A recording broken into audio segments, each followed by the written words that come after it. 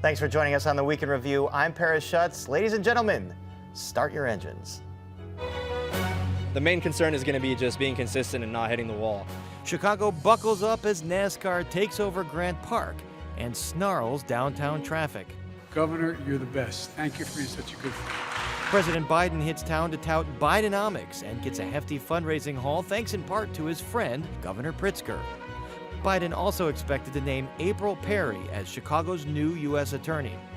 The Supreme Court conservative majority issues landmark rulings, wiping away affirmative action, student loan relief, and certain LGBTQ protections. And in sports, the Chicago Blackhawks are very proud to select, from the Regina Pats, the Western Hockey League, Connor Bedard. It's official. The Blackhawks draft 17-year-old hockey phenom Connor Bedard.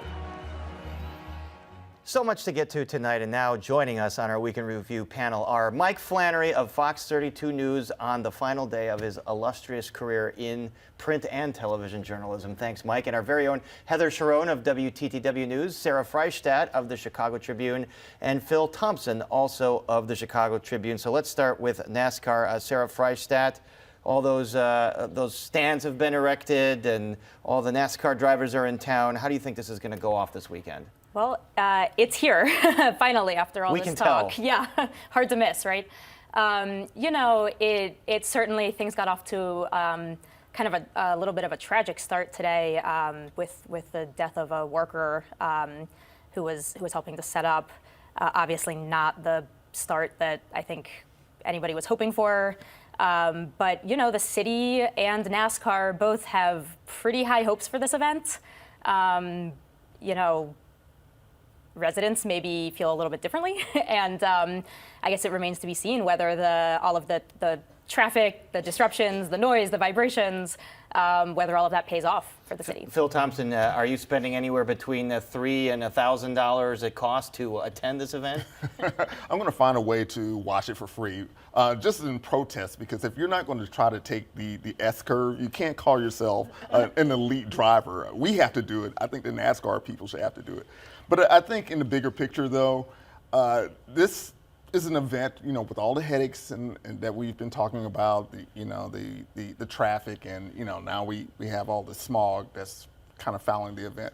It still puts Chicago on a higher stage in the sports world. I mean, I know it's not the Olympics, it's not the Super Bowl, but there's a big viewing audience for NASCAR. Exactly. You know, and it reaches an audience that may not think about Chicago. I can attest to those traffic problems. We went to do a live shot down there yesterday, and once we got to the loop, we just couldn't move. Mike Flannery, how stretched is public safety going to be on what is traditionally a very violent weekend? I know, and it's hot right now. It's hot and muggy.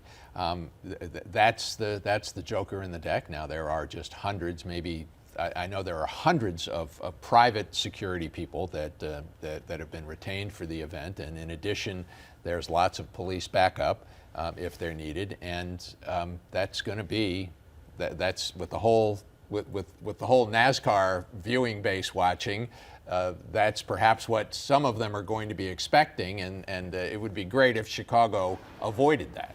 Heather Sharon, local officials have touted the economic benefit of having this race. NASCAR has touted that, although preliminary numbers show that hotels aren't sold out the way they were during the Taylor Swift weekend. So what are you expecting in terms of the economic impact? Well, this is really former Mayor Lori Lightfoot's parting gift, or not so much of a gift, to the people of Chicago. Parting something else? Yeah. So this is they hope that it's going to funnel $113 million into the city's economy. That's what it was sold to the city as. Whether it falls short of that, I think will give Mayor Brandon Johnson sort of whether or not to continue it, because this is a tryout. It's supposed to come back for the next 2 summers. Whether it goes smoothly this weekend, whether the city can handle the public safety sort of challenges it poses, and whether it helps the city's economy, are sort of all how he's going to judge it. And NASCAR has talked about, Sarah Freistadt, that there's going to be people coming from all 50 states, a bunch of countries. Have these tickets sold in the way NASCAR is kind of hyping it? Well, that's the big question, right? So NASCAR has not been releasing ticket sales. They have said that I believe it is 9 reserved seating sections are sold out. But as for the rest of it, we just don't know. And NASCAR has They have 50,000 tickets per day for this event. So whether those people come, whether they are day trippers coming in from, Michigan, Indiana, versus people coming in for the whole weekend and getting hotel rooms, eating out at restaurants, all of that will really depend on whether NASCAR even comes close to its projected economic impact number. And this deal is for 3 years in the city of Chicago, and there's going to be a lot of exhaust fumes from this race on a week where we had the worst air quality in the nation. Phil Thompson, are you feeling any effects of that? I think I am a little bit. Oh, for sure.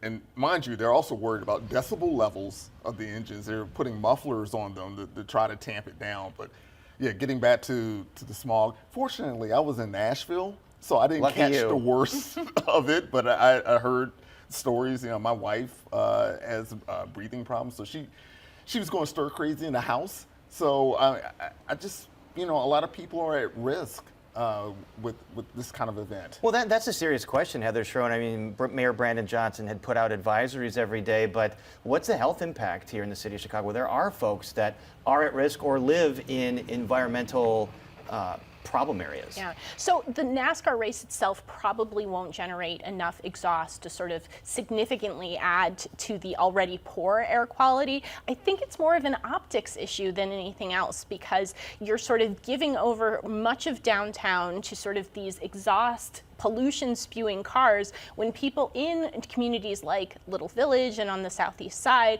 are struggling to breathe without the city really being able to do anything about it other than saying, hey, be careful, it's not great outside. I think that poses a health problem and a political problem to the mayor, who was elected with the support of much of Chicago's environmental justice community. Can I just toss in, though, one good word for, or I can empathize with why former Mayor Lightfoot wanted to bring this to town.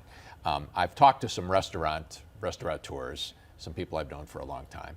They are just desperate for business, and they're hoping, like you said, even if these people are day trippers coming in from Indiana or from southern Wisconsin, that they do in fact stop for a bowl of pasta before they drive home. A pizza at Aurelio's on Roosevelt in Michigan. Right. Well, yeah, and given the fact that with work from home, with the pandemic, the loop has not come back. There's 100,000 plus workers still missing who were there pre-pandemic and haven't returned. And the other thing that I don't think a lot of people understand is we are, people know we're no longer the steel maker to the world. Manufacturing factories a much smaller economic footprint. Our number one industry, the number one employer in the city of Chicago is the hospitality and restaurant and entertainment industry, and hopefully this will bring at least a few people in who might return. It's a good point. I mean, the city relies on tourism, and to get tourism, it does need to draw these big events to draw people here. Which is not to gainsay all the problems. There's one tourist that was here this week, Mike Flannery, President Joe Biden. He was at a fundraiser held by Governor J.B. Pritzker at the JW Marriott in the South Loop. So none of us were invited to this fundraiser. But if you're a fly on the wall, what's going on in the room there? Well, at that fundraiser, and then an even bigger, I think $3,300 was the entry ticket for the one with that Pritzker and First Lady MK Pritzker hosted. I think there was an even bigger ticket for the second one, where you needed $25,000 to get a photo with the president. This is why the convention, I believe, this is why the convention's coming to Chicago. Governor Pritzker and his circle of billionaires, big bucks billionaires, they're supporting the convention. They're going to guarantee the convention they have guaranteed the convention next year won't lose money here. And in addition, they're organizing events like this. And Pritzker, as I understand it, has participated in fundraisers for the president elsewhere. Help to pull them together. And Biden calls him his good friend, even though Pritzker seemed to be testing the waters on a presidential run himself. So is Biden not skeptical or worrying? Not any longer. And in the public address that he made, he had to do something like that in order to not have to pay for Air Force One coming out here and taking him back. He talked about Bidenomics, and there's the conundrum he faces. Unemployment is near an all-time low.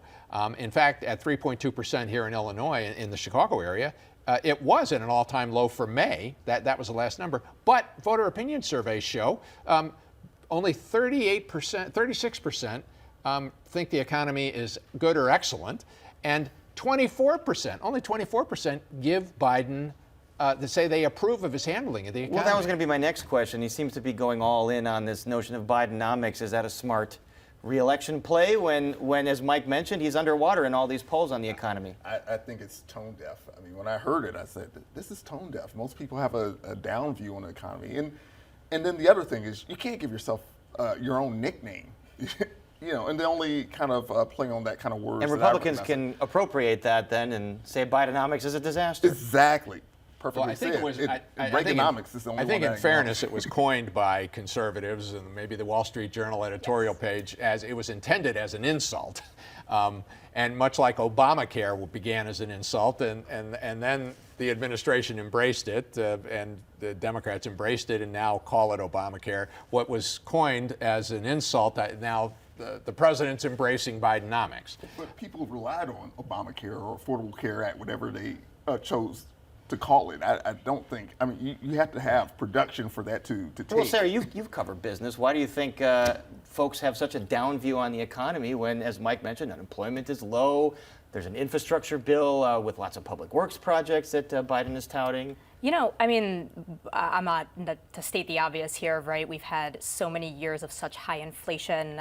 We were just talking a few minutes ago about the problems that our own local restaurant industry is facing, right? These things just don't add up. And so I actually, you know, I can understand why the economy might be something that Biden would really come in and latch it on to disagree with you a little bit, because maybe you know what else? Go out and sell it. Well, yeah, and what else? No what else choice. is he going to do, right? Because He whoever has the to fix Republican this. nominee is, Yeah. he or she is going to run against Biden on the economy, and we're going to hear a lot about inflation. We're going to hear a lot about the problems.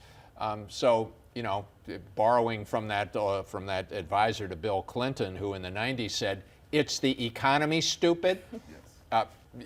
He has no choice. Some things never try change. to sell it. Heather Strome, we have to talk about the landmark Supreme Court rulings that came down this week, especially some of those today. First, wiping out President Biden's $10,000 student debt relief proposal. Biden has vowed some other kind of assistance. What's that going to be? Well, he came out right away this afternoon that said with this avenue closed off, they're going to try to do it under another piece of federal legislation, but it's going to take longer. And I think we saw immediately the Biden administration try to turn this to their political advantage, sending, you know, surrogates out there to say, look, they're taking money out. The Republican Supreme Court is taking money out of your pocket, and they're going to try to use that as an election year issue. And I think it's particularly salient because so many Republican lawmakers had loans forgiven for COVID relief funds. Right. I remember, asked, you know, Tammy Duckworth and Kathy Savini during the debate Kathy over Salvi. yes, thank you. You know, that becomes an issue. If they got loan forgiveness, why do students not get loan forgiveness? So I think we saw the president react very quickly to sort of the salience of this. I think we're also going to see this election revolve around the question of rights, not just for women when it comes to abortion, but also for gay people and transgender people. And relating to the ruling Yes. in the LGBTQ group and the company that would design websites, Yeah, basically. I think that we're going to hear the president talk a lot about the fact that to some extent the Supreme Court today ruled that businesses can discriminate against gay people, and I think that is going to have an impact that we can't really predict at this point. I was on many panels for many months where people said that abortion was not going to be a big issue by the time the midterms came along. We all know it was a huge issue, and I think this issue can resonate in much the same way. So perhaps in a week, Mike Flannery, the Supreme Court did give President Biden kind of a 2024 platform. Then there's also the affirmative action ruling, wiping away race as a consideration in college admissions. How is this going to change the college admission process? Well, it's going to radically change it. It's going to change it. Mike Schill, the new president up at Northwestern, says they are glomming on to that phrase, that footnote in the opinion that Chief Justice Roberts wrote, that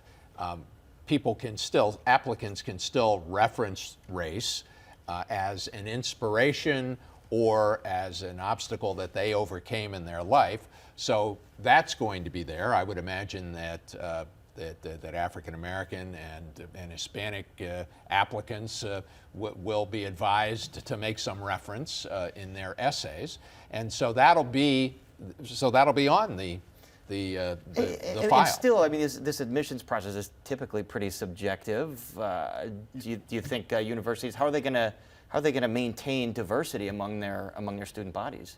You can go out there to schools and recruit. I mean, there's all kind of networks. You know, there's College Board. You can find applicants if you really care about diversity. You can find them. You can find people that are applying to you. I just think it's ironic though that they use the 14th Amendment to, I mean, in this little opinion. Justice Jackson agrees with you. Yes. To kind of to use it against African Americans, but you know, I'm no legal scholar. Yeah. Well, it will allow the president, perhaps in his surrogates, to sort of make an overreaching argument that progress is somehow being rolled back, and Right. that. You know, whatever the issue is that in 2016, many Democrats did not believe the Supreme Court was an issue, and that was one of the reasons why President Trump was elected.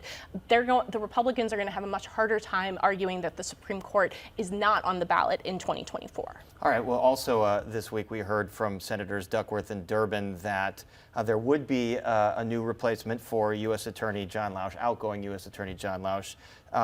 April Perry, Mike Flannery, what do we know about her? She's the first woman, or if ratified by the Senate, which I expect, unless something surprise It's a comes out. 50-50 Senate, and Republicans have held up Yeah. a lot of nominees. And she has been the 51-49, I'm chief. sorry. She has been the chief ethics officer for State's Attorney Kim Foxx. All right, and I have to ask about that because she left during the whole Jussie Smollett imbroglio. So what do we know about her involvement there? Did she leave because she saw something unethical probably unfolding? She's going to be grilled on all of that in front of the Senate. You can be sure. Yeah. And I think we have to assume that because she did not really sort of become an issue in Dan Webb's special investigation into that whole situation, that there's at least some sort of evidence that she was not directly involved in anything questionable. I mean, I just skimmed Yeah. the Webb report again. I didn't see Yeah. her mentioned anywhere in there. Sarah Freistadt, I want to talk about the anniversary of the tragic shooting in Highland Park a year ago. Folks covering this, it's getting a lot of media attention. Do you sense that? You know, in the intervening year, folks are kind of afraid to go to these large events now, given not just Highland Park, but Tinley Park had a problem a couple months ago. Are folks still wanting to go out and be at these big events? Yeah, you know, that is the question, right? We certainly still see, you know, parades, gatherings. You know, just a few weeks ago, there was a large Juneteenth gathering in Willowbrook, right? So we do see. Obviously, people want to gather.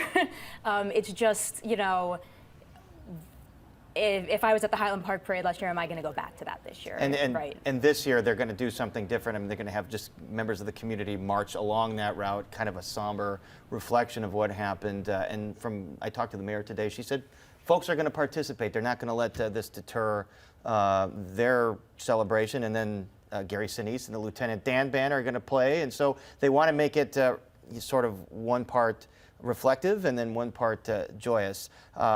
Speaking of joy, there's a lot of joy in Blackhawksville today. You just came from the press conference introducing Connor Bedard. Is he going to live up to the hype? Well, the idea is that he will. I mean, this guy is the chosen one, the phenom. All kind of superlatives have been heaped upon him. At 13 years old, Hockey News declared him, quote, the future of hockey.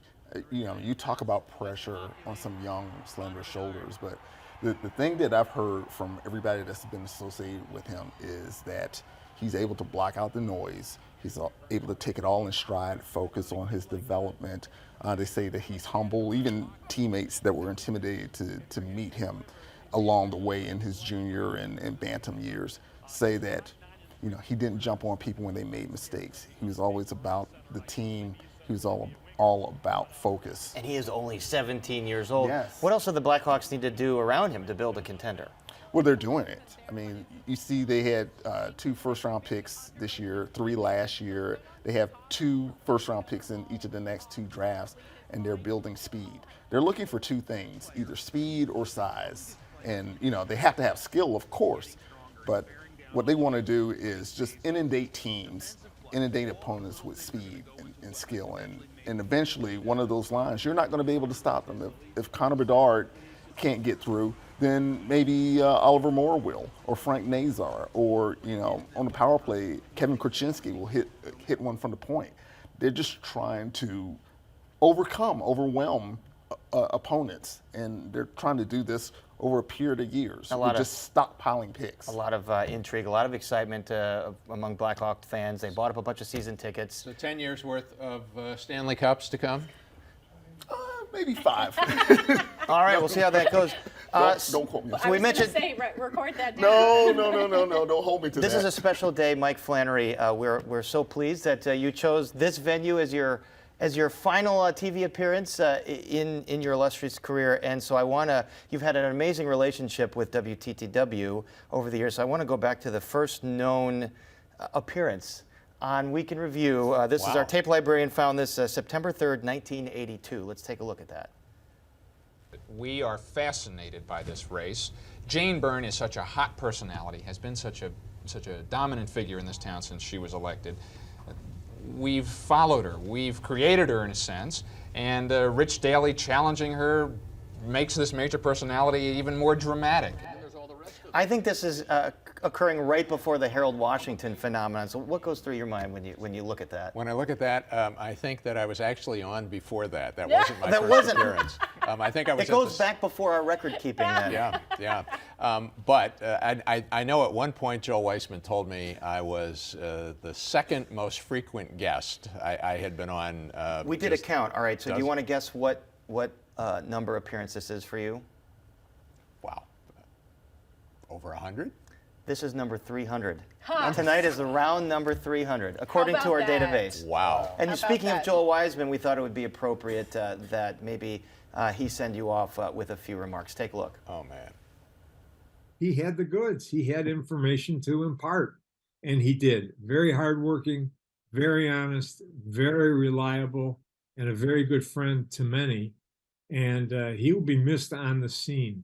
They don't make reporters like him anymore. One thing that may not be missed, and I know he'll hate me for saying it, is all the facial hair, which he had on and off over the years.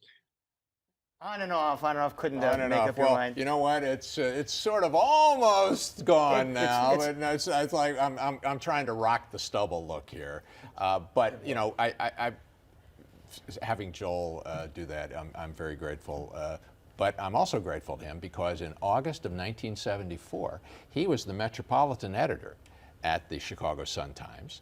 And he's the guy who called me into his office and said, Flannery, you're going down to City Hall.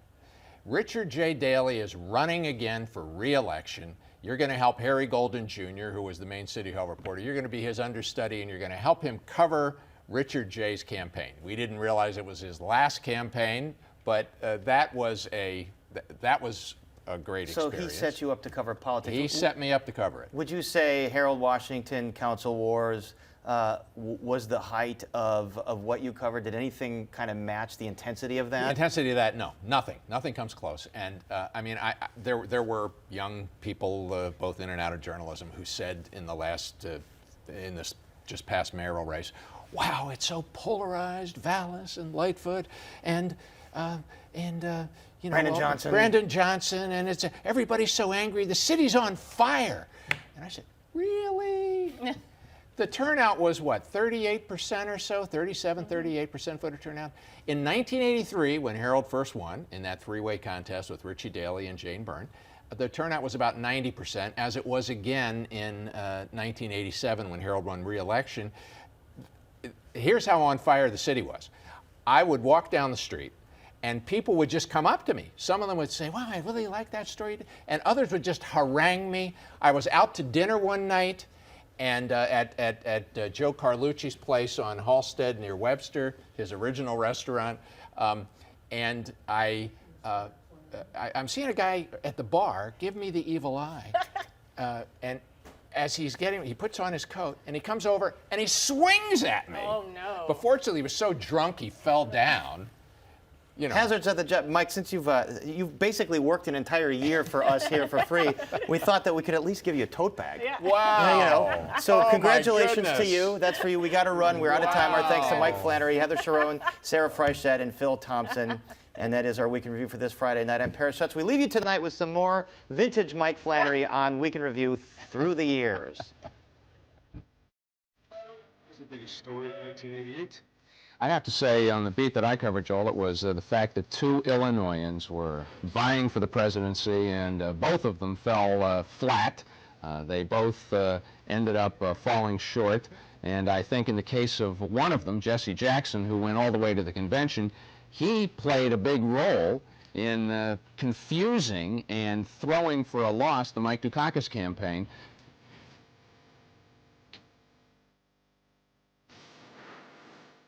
Really, we're seeing an urban-suburban versus rural split in the country.